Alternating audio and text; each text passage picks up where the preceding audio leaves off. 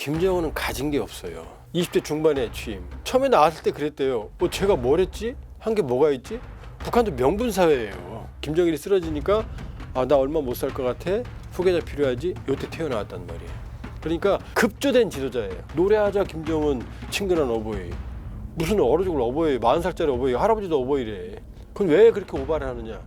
가진 게 없으니까. 이걸 총 책임지는 게 선전선동부에서. 북한의 설날은 기본적으로 양력입니다. 최근에 이제 음력서를 복원시켜서 쉬기는 쉬어요. 그리고 이제 우리하고 다른 점은 그날 자연스럽게 김일성, 김정일 동상에 가서 참배합니다. 우리는 떡국이잖아요. 그러나 생각보다 떡국은 잘 안 먹어요.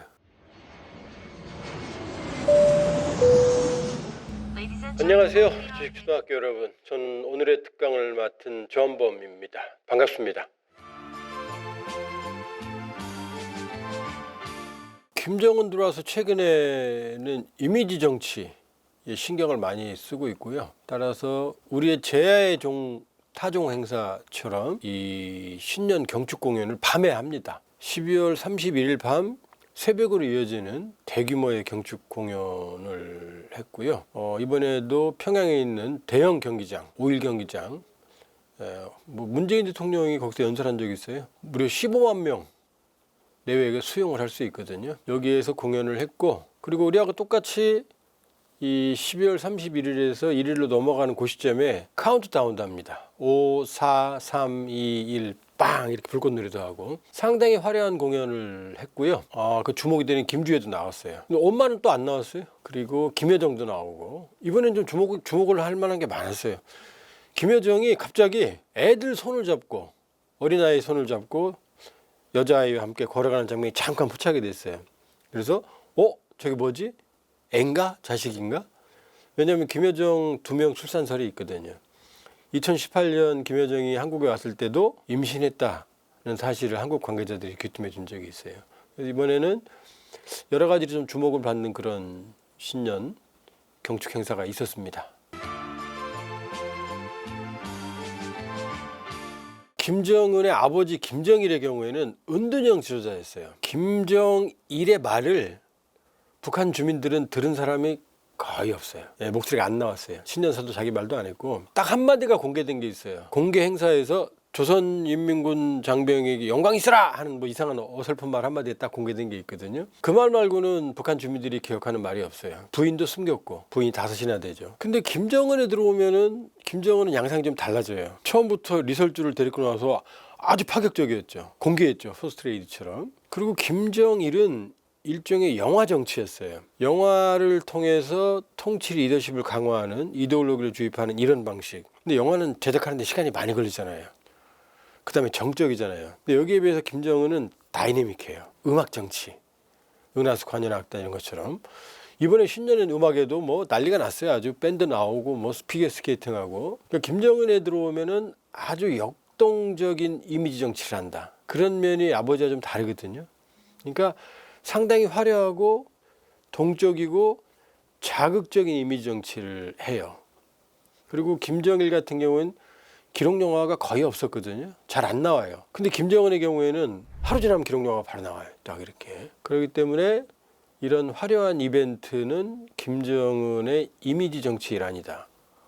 그럼 왜 김정은이 이런 걸 선택하느냐? 아버지 집에서 젊다, 유학도 갔다 왔다, 이런 걸 알 수 있겠죠? 그런데 사실 그거보다 더 구조적인 건 뭐냐면은 김정은은 가진 게 없어요. 왜 진짜 부자들은 떨어진 옷 입고 다닌다는 얘기 들어본 적 있죠? 왜? 가진 게 많으니까. 근데 조금 가진 사람들은 보이고 싶거든. 그러니까 화려하게 옷 입고 김정일은 권력 기반이 탄탄했거든요.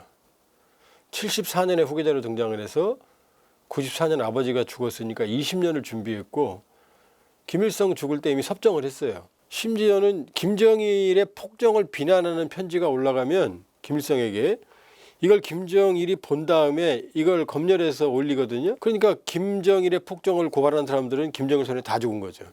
그러니까 김일성은 헛수합이었어요. 그러니까 김정일은 자기를 내세울 필요가 없었죠. 근데 김정은은 나이가 어리잖아요. 84년생, 20대 중반에 취임. 처음에 나왔을 때 그랬대요. 사람들이 제가 뭘 했지? 한 게 뭐가 있지? 북한도 명분사회예요. 심지어 김정은 위에 누가 있어요? 성혜림 아들 김정남 죽였죠? 김정은이. 그다음에 형 김정철 있잖아요. 약간 어리버리한 에릭 클랩튼 좋아하는. 김정은은 셋째란 말이에요. 드러난 아들만 해도. 김정남은 성격이 호방해요. 한량이야. 그러니까 해외에 나와 노는 걸 좋아했어. 그러다 도쿄 디즈니랜드 들어갔다가 가짜 여권으로 들켰어요. 그게 치명상이었거든. 얘는 안 돼. 김정철은 예술가 기질이 있어요. 예술적 기질이. 그러니까 에릭 클랩튼을 좋아해서 공연을 보려고 영국까지 갔어요. 그 태영호 공사가 영국에 있을 때 접견하고 그랬잖아요. 그래서 막 시골에 있는 수제 장인이 만드는 기타 공장까지 찾아가서 그 기타까지 사갖고 올 정도로 음악 광이었거든요. 그랬더니 뭐 그 기타를 꼭 껴안고 집에 갈 때까지 안 그랬어요. 그러니까 이 친구도 아니지. 그러니까 김정은으로 아마 낙점을 했겠죠. 김정일이 2008년 8월에 김정일이 이게 터지거든, 뇌경색이. 그리고 김정은이 바로 나왔어요. 왜냐? 자기가 오래 못 살 거 알았거든. 서둘렀거든. 그러니까 갑자기 혜성처럼 나타났죠. 김정일이 쓰러지니까 나 얼마 못 살 것 같아. 후계자 필요하지. 요때 튀어나왔단 말이에요. 그러니까 급조된 지도자예요. 그래서 2009년 1월 달에 후계 지명이 있었고 우리가 알기로는. 그리고 아버지가 2011년 12월 17일 죽었으니까 딱 3년 준비했잖아요. 20대 중반인 친구가 갓 대학 졸업한 친구가 3년 준비해서 국정을 어떻게 운영을 해요. 그러니까 어리버리한 상태에서 집권했죠. 그러니까 어떻게 돼요? 사람만 잡아 죽였죠. 측근들, 아버지의 측근들, 리용호 총참모장, 고모부 장성택 수백 명 이상을 죽여요. 2015년까지 차관급 이상만 200명. 그러면 김정은 입장에서는 이런 지도자는 성과를 보여줘야 돼요. 내가 어리지만 봐. 그러니까 김정은이 태어나서 처음에 뭐라고 말하느냐. 내가 더 이상 인민들을 굶게 하지 않겠다. 근데 굶게 했어요. 나중에 질질 짜면서 2020년 당창건 75주년 기념 때 면 먹었습니다라고 질질 짜 공개적으로 울어요. 그러니까 김정은은 권력 기반도 없어. 갑툭튀야. 성과도 없어. 그러니까 어떻게 돼요? 이제 만들어야 되는 거죠. 내가 얼마나 위대한 사람인지 알지? 하고 시끄럽게 북치고 장구치고. 이게 김정은의 이미지 정치예요. 그러니까 점점 더 자기를 우상화하는 성과는 없으니까 친근한 어버이라는 노래가 나왔어요. 난리 났죠 작년에. 노래하자 김정은 친근한 어버이. 무슨 어려 죽을 어버이 40살짜리 어버이 할아버지도 어버이래. 그건 왜 그렇게 오바를 하느냐.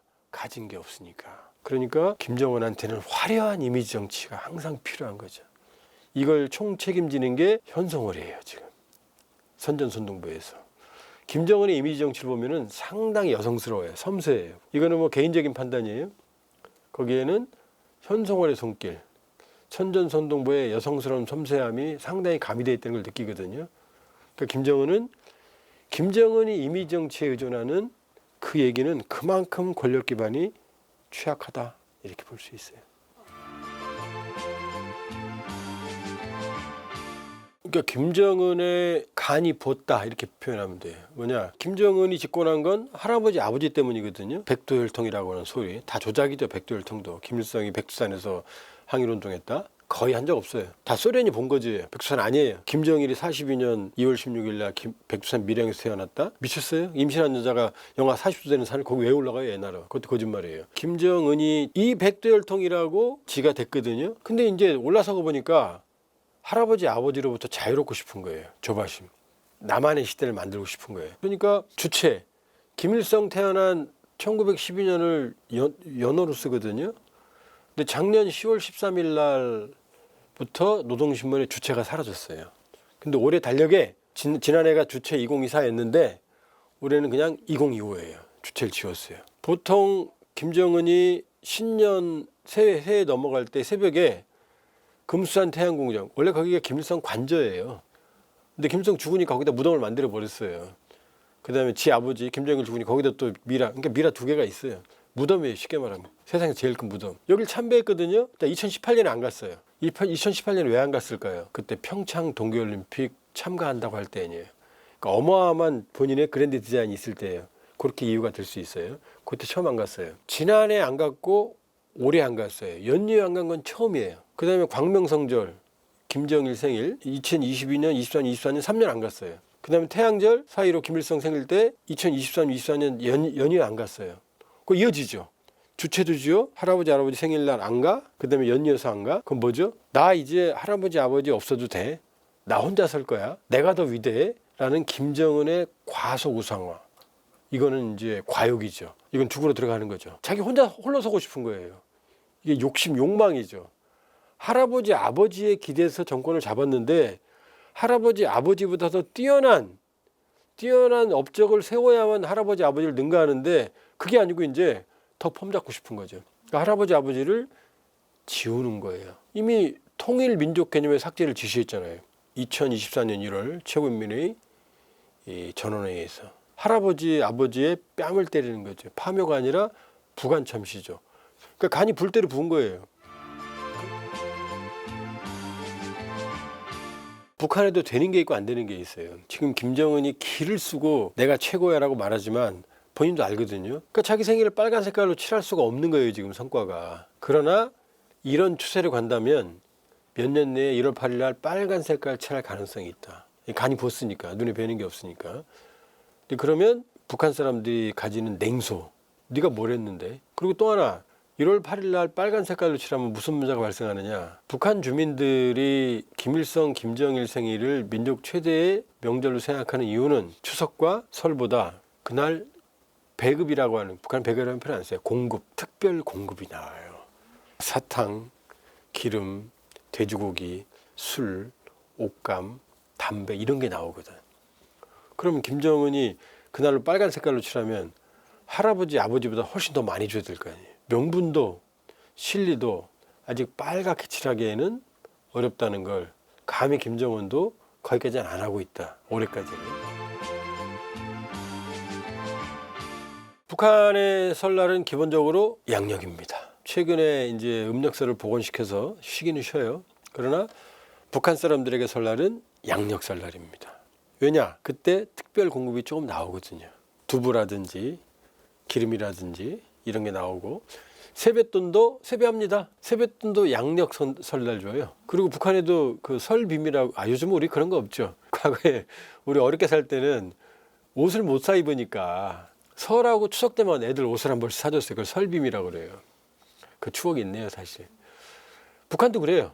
새 옷 그때 사주고 세뱃돈 주고 그 다음에 음식 만들어 먹고. 그러나 조금 차이가 있는 건 북한은 보통 설날은 우리 설 같은 분위기, 까치까치 설날 분위기, 양력설.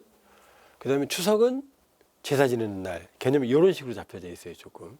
그래서 설날 되면 아이들이 좋아해요. 세뱃돈도 주고 그 다음에 먹을 것도 많고. 그리고 이제 우리하고 다른 점은 그날 자연스럽게 김일성, 김정일 동상에 가서 참배합니다. 어느 정도냐면 애들은 휴일인데 학급별로 모여요.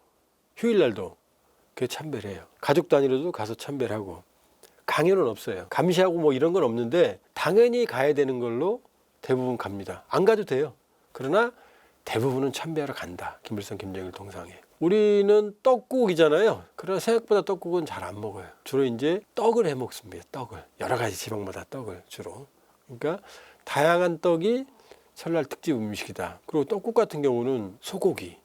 이런 고기가 들어가야 되잖아요. 꽁고기라든지. 북한에서 쌀도 귀하지만 이 설날을 봉건적인 잔재라고 그러면서 떡국 문화가 좀 사라졌어요. 그래서 특별한 경우가 아니면 떡국은 잘 안 해 먹는다. 그리고 그러면 왜 설날을 다시 살렸을까? 이건 또 슬프게도 김일성, 김정일의 통치, 정책과 관련이 있어요. 자, 북한에서 민족주의는 나쁜 말이었어요. 왜냐하면 사회주의는 자본주의 모순이기 때문에 피는 달라도 피부가 검든 하얗든 빨갛든 같은 노동자면 같은 네이션, 민족이에요. 마르크스의 공산당 선언에 보면 마지막에 만국의 노동자의 단결하라 이런 말 나오거든요. 그러니까 노동자면 다 같은 민족인 거예요. 경제 공동체가 민족이에요. 피는 안 중요해요. 근데 김일성이 갑자기 왜 민족을 꺼내 들었느냐? 김일성 기록영화 초기에 보면 민족주의자들 일제 때 민족주의자들을 공격하는 장면이 나와요. 김일성이 민족 봉건적이라고. 이 교활한 김일성이 가만히 보니까 사회주의가 망하고 있거든요. 그러니까 공산주의 이데올로기만 잡으면 흔들리잖아요. 자기도 망해야 되는 거니까. 80, 90년 전후에. 그 90년을 지나면서 김일성이 유명한 말을 합니다. 마이니치 신문과 인터뷰에서. 나는 공산주의자면서 민족주의자다. 이게 어마어마한 북한 주민들에게 충격을 줬어요. 아니 그동안 우리한테 민족주의 나쁜 거라고 그랬는데 뭐 지가 왜 민족주의자야? 이 충격을 받은 거죠. 그러면서 그때부터 이제 김일성을 민족의 지도자로 우상화합니다. 왜? 사회주의 이데올로기가 약화되니까 자기가 한 쥐꼬리만한 이 항일 투쟁을 가지고 이걸 키워서 자기를 민족이라는 그다음에 통일이라는 그러니까 사회주의보다는 민족과 통일 쪽으로 무게를 옮겨와요. 그러면서 여기에 중심을 두는 게 바로 김일성의 민족주의적 공산주의예요. 이것과 관련이 있는 것 같아요. 그러니까 민족 전통 과거를 살려야 되는 거죠. 그때부터 과거 것들을 끄집어내기 시작합니다. 그러면서 음력설을 살렸지만 그러나 북한 주민들 뇌리에는 양력설이 제일 중요한 거죠.